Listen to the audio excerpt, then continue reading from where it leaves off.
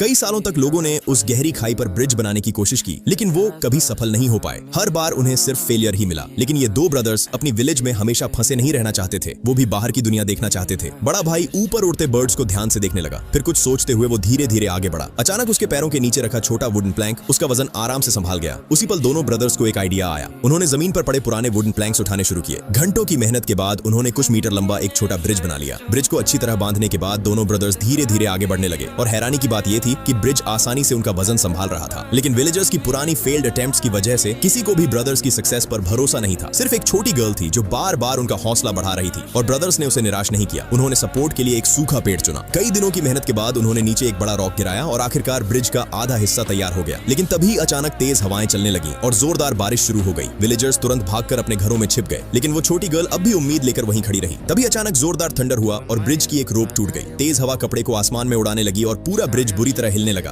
अब उनके पास सिर्फ एक मौका बचा था। दोनों ब्रदर्स ने अपने बैग्स उठाए और तेजी से दूसरी तरफ भागने लगे। लेकिन तभी लाइटनिंग ब्रिज पर गिरी और ब्रिज तुरंत आग पकड़ लिया। क्या दोनों ब्रदर्स बच पाएंगे? अपना आंसर कमेंट्स में जरूर बताना।